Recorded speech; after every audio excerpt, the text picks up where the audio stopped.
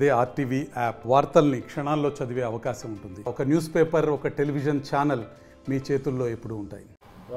Welcome to RTV. నేను మీ గయాజ్ని. Mangalagiri Janasena party కార్యాలయంలో జనసేన రాష్ట్ర అధ్యక్షుడు, వ్యవస్థాపకుడు పవన్ కళ్యాణ్ సమీక్షంలో ప్రవీణ్ కుమార్ రెడ్డి పార్టీ తీర్థం పుచ్చుకోవడం జరిగింది. ప్రస్తుతం మనతో ప్రవీణ్ కుమార్ రెడ్డి ఉన్నారు, ఆయనతో మాట్లాడుతాం. సార్ నమస్తే. సార్ చెప్పండి, సడన్గా మీరు జనసేన పార్టీ తీర్థం పుచ్చుకున్నారు, అసలు ఏంటి? ఇక్కడ రెండు విషయాలు చెప్పాలి. నేను ఈ జిల్లాకి కొత్త వ్యక్తినేం కాదు. గతంలో మాగుంట సుబ్రహ్మణ్యం గారి రాజకీయ ప్రవేశంతో నా రాజకీయం, అంతకుముందున్న సినీ రంగం వదిలేసి కేవలం మాగుంట కుటుంబం కోసం సుబ్రహ్మణ్యం గారి ఆదేశానుసారం నేను రాజకీయాల్లోకి రావడం జరిగింది. ఆయన ఎంతో ప్రతిష్టాత్మకమైనటువంటి అప్పటి పరిస్థితులు మీ అందరికీ తెలిసే ఉంటుంది. నేదురుమల్లి ఆనం వర్గాలుగా విడిపడి స్ట్రగుల్ అయ్యే రోజుల్లో ఎంతో ప్రతిష్టాత్మకంగా నా మీద నమ్మకంతో జిల్లా యూత్ కాంగ్రెస్ అధ్యక్ష పదవిని నాకు ఇవ్వడం జరిగింది. అప్పట్లో మాగుంట ప్రవీణ్ కుమార్ రెడ్డి అనేది మాకు దగ్గర బంధువులు, కానీ మాగుంట సుబ్రహ్మణ్యం గారి నమ్మకాన్ని ఏ నిమిషము నేను మర్చిపోకుండా, ఆ రోజుల్లో జిల్లా యూత్ కాంగ్రెస్ ప్రెసిడెంట్ అంటే ఇప్పుడుండే కార్పొరేషన్ చైర్మన్ల కంటే పవర్ఫుల్గా, పైగా సెంట్రల్ గవర్నమెంటు కాంగ్రెస్, పివి నరసింహారావు గారు ప్రధానమంత్రి. తమాషా ఏంటంటే అప్పట్లో బాబు గారు, చంద్రబాబు నాయుడు గారు ఎప్పటికీ అడ్మినిస్ట్రేటివ్ సైడ్ ఆయన ఈజ్ నెంబర్ 1. చంద్రబాబు నాయుడు గారి ప్రభుత్వంలో ప్రతిపక్ష పాత్ర పోషించడం అనేది చిన్న విషయం కాదు. ఎన్నో కష్ట నష్టాలకి, ఎన్నో బాధలు, ఆ కుటుంబం కోసం పార్వతక్ ఎలక్షన్లలో నేను శ్రమించిన విధానం, అప్పట్లో మేకపాటి వాళ్ళు, ఖమ్మం విజయరామరెడ్డి గారు ఇద్దరూ ఒకటిగా నేను ఉదయగిరి ఇన్ఛార్జిగా పనిచేసినాను. ఎంపీ ఎలక్షన్లో 4 ఎంపీ ఎలక్షన్లకి ఉదయగిరి ఇన్ఛార్జిగా పనిచేశాను. ఈరోజు ఉదయగిరిలో పల్లె ఉదయగిరి పట్టణం ఈ రోజుకి నేను వాళ్ళని మర్చిపోలేదు, వాళ్ళు నన్ను మర్చిపోలేదు. అక్కడ జరిగినటువంటి హోరాహోరీ ఎన్నికల్లో కొన్ని అవాంఛనీయ పరిస్థితులు, నన్ను నమ్ముకున్న కార్యకర్తలు, ముఖ్యంగా మైనారిటీ సోదరులు నన్ను ఎంతో ఇదిగా చూసుకున్నారు. వీరోచితంగా పోరాటంలాగా చేసినాం. అప్పుడు కొన్ని వాస్తవంగా ఒక పోలీస్ కేసు అయితే ఫ్యాబ్రికేటెడ్గా 4 కేసులు పెట్టారు. జైలు జీవితం అనుభవించాను. నాకు తెలిసి కాంగ్రెస్ పార్టీలో పార్టీ కోసం, ఒక నాయకుడి కోసం పోరాడి జైలుకు పోయింది అరుదు. నేను ఆ జైలు జీవితం కూడా గడిపా. 8 రోజులు జైల్లో ఉన్నాను. తర్వాత ఆ కుటుంబానికి అంకితంగా పనిచేశాను. తర్వాత పరిస్థితులు సర్దుకొని జనార్దన్ రెడ్డి గారు, స్వర్గీయ జనార్దన్ రెడ్డి గారు, స్వర్గీయ వివేకానంద రెడ్డి గారు, ఇప్పుడున్న రామనారాయణ, అందరం సోదరభావంతో పెద్దలు వాళ్ళు నన్ను ఎంతో ఆదరించారు. తర్వాత 7 సంవత్సరాలు 2001 వరకు నేను ఆ పదవిలో ఉండి నేనే రాజీనామా చేసి, ఎందుకంటే యూత్ కాంగ్రెస్ అనే దానికి ఒక నియమావళి మనం పాటించాలి. 40s దాటితే 45 దాటినా కానీ యూత్ అనరు.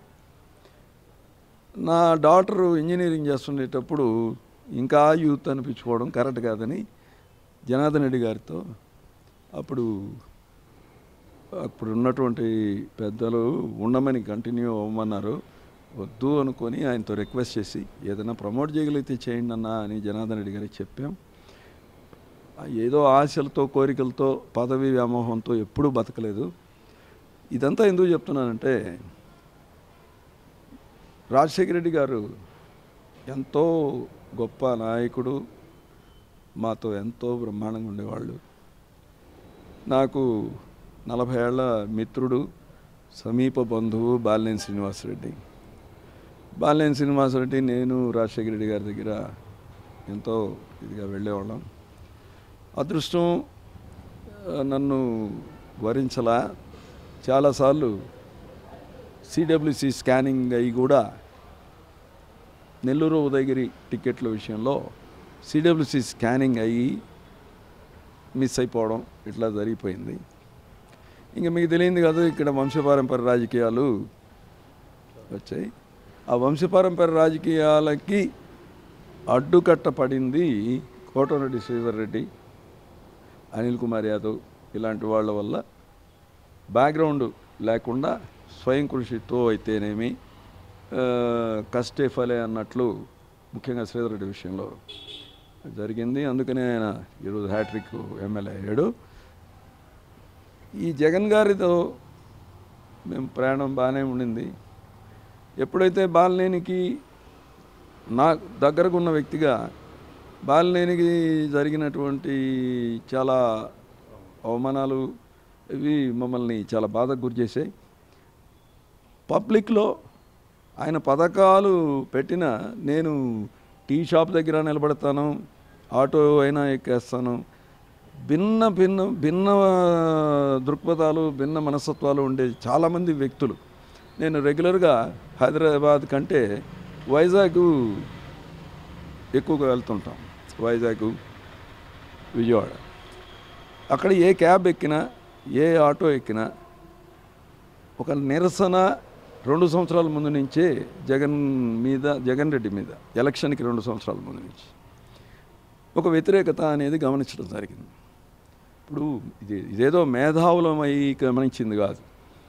ప్రత్యక్షంగా ఒక middle class, lower middle class ఏమనుకుంటున్నారా అనేది అర్థమైపోయింది.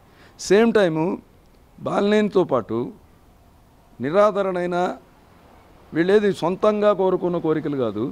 ఈరోజు శ్రీధర్ రెడ్డి విషయం ఎత్తుకుంటే ఒక ఎమ్మెల్యేగా ఒక బారాషాహి దర్గా గురించి, ఒక పొట్టేపాళెం బ్రిడ్జి గురించి ఎన్నో విన్నపాలు, అవన్నిటినీ బేఖాతరు చేసి వ్యక్తిగతంగా ఆయన కలవాలంటే ఇది నేను ప్రత్యేకించి చెప్పలే. జగన్ రెడ్డిని 151 మంది ఎమ్మెల్యేల్లో 15 మంది 5 ఏళ్లలో కూడా పర్సనల్గా కలవని వాళ్ళు ఉన్నారు అనేది కూడా వాస్తవం. సో శ్రీధర్ రెడ్డి ఎప్పుడైతే బయట వచ్చాడో శ్రీధర్ రెడ్డితో ఉండే సాన్నిహిత్యానికి డెఫినెట్గా నేను కూడా ఆ మరుసటి వారంలోనే నిర్ణయం తీసుకుని శ్రీధర్ రెడ్డికి నేను నా వంతు ఏమి చేయగలమో అది చేశాం. అప్పటి నుంచే కూటమికి మనము కూటమి ప్రభుత్వం రాబోతుంది, వచ్చేస్తుంది అనేటువంటి ఐడియాలజీతో మేము శ్రీధర్ రెడ్డితో అదే రకంగా ఎన్నికల్లో ఏది ఊహించామో మీరు నమ్మరు. 135 సీట్లుతో కూటమి ప్రభుత్వం అని ఎంతోమందికి చెప్పాం, కానీ 151 ఇస్తారని చెప్పి అది మనం చెప్తే అతిశయోక్తి. సో ఇలాంటి పరిస్థితుల్లో నేను మావండి శ్రీనివాసరెడ్డి గారు నాకు అత్యంత ఆప్తుడిగా, ఆయన 2 సార్లు బాబు గారిని కలవడం జరిగినప్పుడు ఆ సందర్భం మిస్ అయింది. అంటే నేను ఆ సమయానికి లేకపోవడం. అప్పటి నుంచి నేను పార్టీ కండువా వేసుకోలేదు, పార్టీలో చేరలేదు. దీనికి తోడు మాకు మన అజయ్ కుమార్, వేములపాటి అజయ్ కుమార్, నాగబాబు గారు నాకు అత్యంత సన్నిహితులు. కాలేజ్ డేస్ కలిసి చదువుకున్న వాళ్ళం. నాగబాబు నేను ట్యూషన్ మేట్స్ని. అప్పుడు మాకు నాగబాబుకి ఒక 1 year ఏజ్ గ్యాప్. కళ్యాణ్ గారికి నాగబాబుకి దాదాపు 11 సంవత్సరాలు, అంటే మాకంటే 11-12 సంవత్సరాలు చిన్నవాడు. అప్పుడు టెక్కమిట్లో, ప్రత్యేకానపేట టెక్కమిట్లో వాళ్ళు ఉండేది. మేము రెగ్యులర్గా కలిసేవాళ్ళం. కళ్యాణ్ గారు చిన్నప్పటి నుంచి మమ్మల్ని గమనిస్తున్నాడు. గీతాంజలి నిర్మాతగా 1-2 సార్లు నేను కలిసి ఉన్నాను. కళ్యాణ్ గారి గురించి ముఖ్యంగా చెప్పాలంటే రాజశేఖర రెడ్డి గారి తర్వాత ప్రజల యొక్క కష్ట నష్టాలని అంచనా వేయడం కానీ, కాన్సన్ట్రేట్ చేయడం కానీ, ఒక తపన కానీ, ముఖ్యంగా మోడీ గారి యొక్క విధానాలని ఇప్పుడు కొంతమంది అవహేళన చేయొచ్చు సనాతన ధర్మం గురించి. ఈరోజు ఆయన ఒక స్టాండ్ తీసుకొని ప్రయాణం చేస్తున్నారు. ఆయనలో ఒక నిజాయితీ, ఒక పట్టుదల, డెఫినెట్గా తను అనుకుంటే ఎలాగైనా ఉండగలడు, ఏదైనా సాధించగలడు అనే నమ్మకం ఏర్పడింది. అందువల్ల ఏ కోరికలతో మాత్రం కాదు, ఏదో ఆశించి కాదు, నా వంతు జనసేనకి, నా వంతు పవన్ కళ్యాణ్ గారికి చేయదగిన నా శక్తి మేర చేయాలి అని ఒక నిర్ణయం తీసుకుని, ఏ కోరికతో కాదు, ఏ పదవీకాంక్ష కాదు, పనిచేయాలి. కళ్యాణ్ గారి నాయకత్వం ఈ రాష్ట్రానికి, భవిష్యత్తుకి చాలా అవసరం. ఒక మానవతావాది, ముఖ్యంగా మహిళల పట్ల ఆయన విధానం చాలా సన్నిహితంగా ఉంటారు. ఇప్పటికీ నేను ఆయన డిప్యూటీ సీఎం అయిన 5 సార్లు కలవడం జరిగింది. 5 సార్లు ఎవరు ఈ రోజుల్లో చిన్ననాటి రికలెక్ట్ చేసుకొని, ప్రవీణ్ గారు మీరు ఇది కదా, ఇది ఎట్లా అని సమయం కేటాయించుకొని స్మృతులను నెమరేసుకొని పంచుకునే క్యారెక్టరు ఆఫ్టర్ రాజశేఖర రెడ్డి గారు పవన్ కళ్యాణ్ గారే. అంటే జిల్లాలో ఇంకా చేరే అవకాశాలు ఉన్నాయి వేరే పార్టీల్లో నుంచి? అంటే మాకు సన్నిహితంగా ఉండే వ్యక్తులు, ఇన్నేళ్ళు నన్ను కాపాడిన వాళ్ళు, మనకి టచ్లో ఉన్నవాళ్ళు ఉన్నారు. వాళ్ళందరితో పాటు రేపు ప్లీనరీ అయిపోయిన తర్వాత మేము ఒక సమావేశం నిర్వహించుకొని ఇప్పుడు మీరు పార్టీలో చేరారు, పదవుల్ని ఆశించడం లేదు అంటే జిల్లా అధ్యక్షుడు పదవి ఇస్తామన్నా మీరు నాకు వద్దు అంటున్నారు. అయితే అంటే జిల్లా అధ్యక్షుడు లేడు, పార్టీ ఇక్కడ బలహీనంగా ఉంది, ఒకప్పుడు బాగుండింది, దాన్ని బలోపేతం చేయడానికి మీ వంతు సహకరిస్తారా? ఇప్పుడు నేను అదే చెప్తున్నాను, వాస్తవాలు మాట్లాడుకోవాలంటే ఈరోజు నేను సీనియర్ సిటిజన్ లెక్క, హూ క్రాస్డ్ 60 అదేం కాదులే, ఉన్నది చెప్తున్నా. ఓపిక, ఒక పదవి తీసుకున్నప్పుడు దాన్ని బాధ్యతగా శ్రమించి, ఈరోజు 11 నియోజకవర్గాలు నెల్లూరు జిల్లా కందుకూరుతో కూడా, కనీసం జిల్లా అధ్యక్ష పదవి అన్నప్పుడు ఆ శ్రమ, ఆ ప్రత్యేకమైన శ్రద్ధ, నెలకి 3 నియోజకవర్గాలు తిరగడము, ఇవన్నీ ఉంటాయి. ఎందుకంటే గతంలో జిల్లా అధ్యక్ష పదవి చేసున్నాం కనుక. అలా చేయలేనప్పుడు ఆ పదవి జోలికి వెళ్ళకూడదు. మీరెంత చెప్పినా 40లో 30లో ఉన్న హుషారు కానీ శక్తి కానీ 60లో ఉండదు. అది కాక అంత సంపూర్ణమైన ఆరోగ్యం కూడా కాదు. కాబట్టి కొంచెం అలాంటిది, దానికి సరైన వ్యక్తిని సెలెక్ట్ చేస్తారు. సరైన వ్యక్తి అనుకోండి. మీరు ఖచ్చితంగా ఎవరు జిల్లా అధ్యక్ష పదవి తీసుకున్నా ఎలాంటి, ఇప్పుడు జనసేనలో పాత మిత్రులు, పాపం తమ్ముళ్ళలాగా ఉన్న వ్యక్తులు చాలామంది ఉన్నారు. పేరున చెప్పగలను. వాళ్ళందరికీ వాళ్ళకి తెలియదని కాదు, పాత వాళ్ళు ఇన్నేళ్ళ నుంచి పనిచేశారు.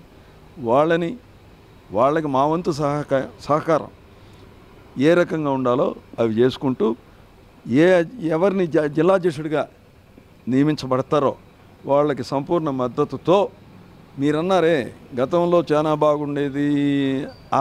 బాగుండేది అనే పదం ఏంటంటే, నాకు తెలిసి ఒక వ్యక్తి ఒకసారి టికెట్ తీసుకొని పోటీ చేసి మరోసారి టికెట్ ఇవ్వలేదని, అంటే నాకు ఈ కులం మతం మీద పెద్ద ఇది లేదు, కానీ ఈ నెల్లూరు జిల్లాలో ఈ రెడ్డి సామాజిక వర్గం ఉంది కనుక, ఈ రెడ్డి సామాజిక వర్గానికి సంబంధించిన నాయకుడు మొన్న కూటమి పరిస్థితుల్ని అవగాహన చేసుకోకుండా పార్టీని వదిలిపెట్టి లాస్ట్ మినిట్లో పార్టీ నుంచి వెళ్ళారు.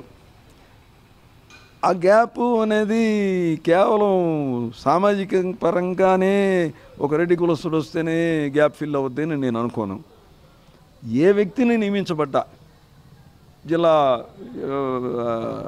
జనసేన జిల్లా అధ్యక్షుడిగా ఏ వ్యక్తి ఏ వర్గానికి సంబంధించిన ఏ కులమతాలకు సంబంధించిన వ్యక్తినైనా పవన్ కళ్యాణ్ గారు డిసైడ్ చేసి నియమించబడితే సంపూర్ణ సహకారాలు వాళ్ళకి అందిస్తూ ఖచ్చితంగా పార్టీ బలోపేతానికి నా వంతు కృషి చేస్తాను నిస్వార్థంగా. తర్వాత ఇంకొక విషయం, నాకు ఎంత కళ్యాణ్ గారి కుటుంబం నాగబాబు గారు ఇదైనా కూడా ఈ యొక్క 4 నెలల నుంచి జరుగుతున్న ప్రకాశం జిల్లా పరిణామాల్లో వేములపాటి అజయ్ కుమార్, నాగబాబు గారు, నాదెళ్ల మనోహర్ గారు, బాలినేని శ్రీనివాసరెడ్డి గారి ప్రవేశ విషయంలో వాళ్ళ కృషి ఎంతో ఉంది.